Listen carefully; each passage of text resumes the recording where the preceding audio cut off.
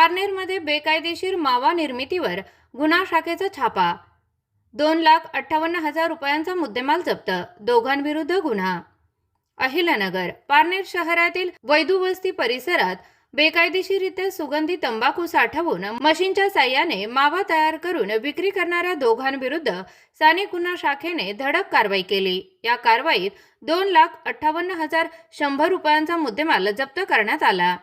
Police अधीक्षक मुमुका सुदर्शन यांच्या आदेशानुसार जिल्ह्यात अवैध व्यवसायांविरोधात सुरू असलेल्या विशेष मोहिमेअंतर्गत स्थानिक गुन्हा शाखेचे पोलीस निरीक्षक संतोष मुटकुळे यांच्या मार्गदर्शनाखाली हे पथक कार्यरत होते। 4 जुलै रोजी सकाळी गुप्त माहितीच्या आधारे गुन्हा शाखेच्या पथकाने पारनेर येथील वैदुवस्ती परिसरातील 2 घरांवर छापा टाकला। यावेळी राजू दत्तू शिंदे आणि मच्छिंद्र बबन शिंदे दोघेही यांना ताब्यात घेण्यात आले।